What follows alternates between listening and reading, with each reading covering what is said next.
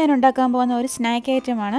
ഏത്തപ്പഴവും ബ്രെഡും ഒക്കെ ചേർന്നിട്ടുള്ള ഈ സ്നാക്ക് നമുക്ക് 4 മണി പലഹാരമായോ അല്ലെങ്കിൽ ഇഫ്താറിൻ്റെ സമയത്തൊക്കെ ഉണ്ടാക്കാൻ പറ്റിയ നല്ലൊരു വിഭവമാണ്.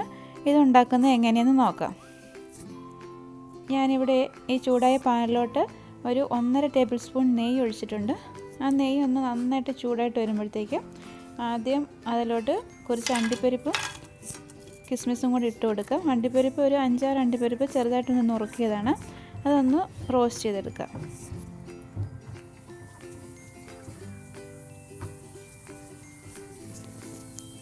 അതൊന്ന് റോസ്റ്റ് ആയിട്ട് വരുമ്പോഴത്തേക്ക് അതിലോട്ട് ചേർക്കാൻ വേണ്ടി ഞാനൊരു ഏത്തപ്പഴം ചെറുതായിട്ട് അരിഞ്ഞത് എടുത്തു വെച്ചിട്ടുണ്ട്. അത് ഇട്ട് കൊടുക്കുക ഇതിലോട്ട്. അതൊന്ന് റോസ്റ്റ് ചെയ്തെടുക്കണം. എന്നിട്ട് ഏത്തപ്പഴം ഒത്തിരി പഴുത്തു പോയതല്ല എടുത്തിരിക്കുന്നത്, അതുപോലെ തീരെ പച്ചയായിട്ടുള്ളത് എടുക്കരുത്. അത്യാവശ്യം പഴുത്തത് വേണം, എന്നാലേ ഉള്ളൂ ഇതിന് ടേസ്റ്റ് കാണത്തുള്ളൂ. ഏത്തപ്പഴം ഒന്ന് റോസ്റ്റ് ആയിട്ട് വരുമ്പോഴത്തേക്ക് അതിലോട്ട് ഒരു 1/4 കപ്പ് തേങ്ങ ഇട്ട് കൊടുക്കുക. പിന്നെ ഒരു 3 ടേബിൾ സ്പൂൺ പഞ്ചസാരയും കൂടി ചേർത്ത് കൊടുക്കുക. പിന്നെ ഒരു 3 ഏലക്ക പൊടിച്ചത് ഇട്ട് കൊടുക്കുക. ഞാൻ ഏലക്കയുടെ ആ അരി മാത്രമേ എടുത്തിട്ടുള്ളൂ, അത് മാത്രമാണ് പൊടിച്ച് ഇങ്ങോട്ട് ചേർത്തിരിക്കുന്നത്. ഇത്രയും ചേർത്തിട്ട് നന്നായിട്ടൊന്ന് മിക്സ് ചെയ്യണം.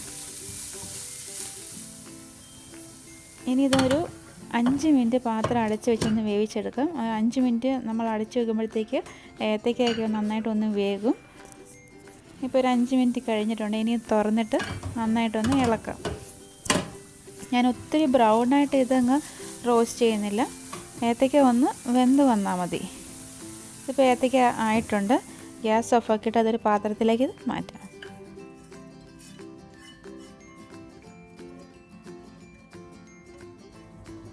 ഇനി അടുത്തായിട്ട് ഒരു മിക്സിയുടെ ബൗൾ എടുത്തിട്ട് അതിലോട്ട് 3 മുട്ട ഒഴിച്ചു കൊടുക്കുക.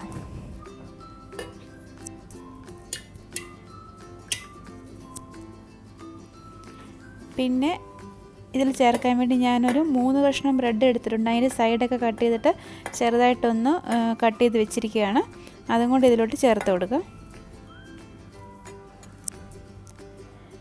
പിന്നെ ഇതിലൊരു ഫ്ലേവർ കിട്ടാൻ വേണ്ടി ഒരു 2 ഏലക്ക പൊടിച്ചതും കൊണ്ട് ചേർത്ത് കൊടുക്കുക. പിന്നെ ഒരു 1/2 കപ്പ് പാലും കൂടി ഇതിലോട്ട് ഒഴിച്ചു കൊടുക്കുക. പിന്നെ ഒരു 1/4 കപ്പ് പഞ്ചസാരയും കൂടി ചേർത്ത് കൊടുക്കുക. ഇത്രയും ചേർത്തിട്ട് ഈ മിക്സിയുടെ ജാർ അടച്ചിട്ട് നന്നായിട്ടൊന്ന് ബീറ്റ് ചെയ്തുകൊണ്ട് വരാം. അങ്ങനെ ഈ സ്വീറ്റ് പോള ഉണ്ടാക്കാനുള്ള 2 കാര്യങ്ങൾ റെഡി ആയിട്ടുണ്ട്. ഫില്ലിങ് റെഡി ആയിട്ടുണ്ട്, അതുപോലെ ബ്രെഡിൻ്റെ മുട്ടയുടെയും കൂട്ട് റെഡി ആയിട്ടുണ്ട്. ഇനി അടുത്തായിട്ട് ഇതെങ്ങനെ ഉണ്ടാക്കുമെന്ന് നോക്കാം. അതിനുവേണ്ടി ഞാനിവിടെ ഒരു പാൻ ചൂടാകാൻ വെച്ചിട്ടുണ്ട്. അതിലോട്ട് ഒരു 1 ടീസ്പൂൺ നെയ്യ് ഒഴിച്ചു കൊടുക്കുക. ആ നെയ്യ് എല്ലായിടത്തും ഒന്ന് ബ്രഷ് ചെയ്ത് കൊടുക്കുക.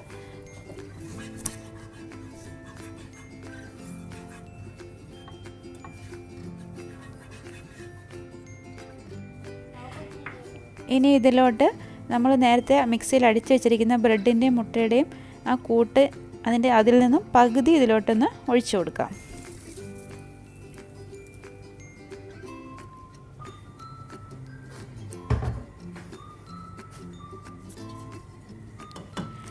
ഇനി ഇതൊന്ന് പാത്രം അടച്ച് വെച്ച് ഒരു 5 മിനിറ്റ് ഒന്ന് വേവിച്ചെടുക്കാം.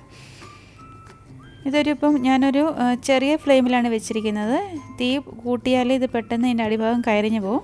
ഇതിപ്പോൾ ഒരു 5 മിനിറ്റ് കഴിഞ്ഞിട്ടുണ്ട്. അന്നേരത്തേക്ക് അതിൻ്റെ മുകളിലോട്ട് നമ്മൾ നേരത്തെ റെഡിയാക്കി വെച്ചിരിക്കുന്ന ഫില്ലിങ് ഇട്ട് കൊടുക്കാം.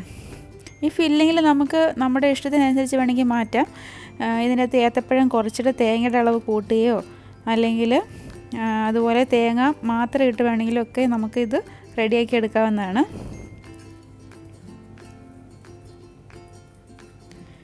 ഇനി ഇതിൻ്റെ മുകളിലോട്ട് ബാക്കിയുള്ള ബ്രെഡിൻ്റെ മുട്ടയുടെയും കൂടെ കൂട്ട് ഒഴിച്ചു കൊടുക്കുക.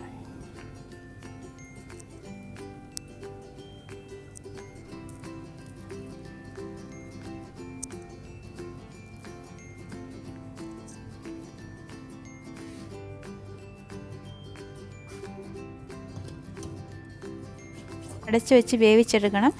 തീരെ ചെറിയ തീയിൽ മാത്രമേ ഉള്ളൂ ഇത് വേവിച്ചെടുക്കാവുള്ളൂ, അല്ലെങ്കിൽ ഇതിൻ്റെ അടിഭാഗം കരിഞ്ഞും പോവും, ഇതിൻ്റെ മുകൾ ഭാഗം ഒന്നും വേഗത്തുമില്ല. ഇപ്പോൾ ഒരു 25 മിനിറ്റ് കഴിഞ്ഞിട്ടുണ്ട്.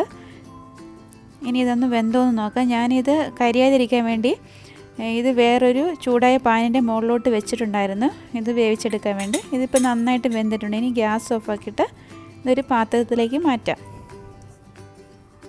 ഇതിൻ്റെ അടിഭാഗമൊക്കെ നന്നായിട്ട് മൊരിഞ്ഞ് കിട്ടിയിട്ടുണ്ട്.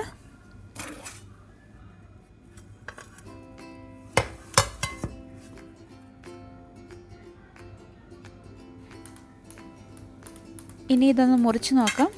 നല്ല സോഫ്റ്റ് ആയിട്ടുള്ള ഒരു സ്നാക്ക് ഐറ്റമാണിത്. അതുപോലെ തന്നെ ഇതിന് ഏകദേശം കായ്പോളയുടെയൊക്കെ അതേ ടേസ്റ്റ് തന്നെയാണ് വരുന്നത്. പിന്നെ അതിൽ നിന്ന് വ്യത്യസ്തമായിട്ട് ഇതിൽ കുറച്ച് തേങ്ങ ചേർത്തിട്ടുണ്ട്, പിന്നെ ബ്രെഡൊക്കെ ചേർത്തിട്ടുണ്ട്. ആ ബ്രെഡൊക്കെ ചേർക്കുന്നതുകൊണ്ട് ഇതിൻ്റെ അടിഭാഗമൊക്കെ നന്നായിട്ട് നല്ല ക്രിസ്പി ആയിട്ട് വരും. ഇത് തീർച്ചയായിട്ടും നിങ്ങളൊന്ന് ഉണ്ടാക്കി നോക്കണം. വീണ്ടും നല്ലൊരു റെസിപ്പിയുമായി കാണാം. Thanks for watching Hannah's recipes.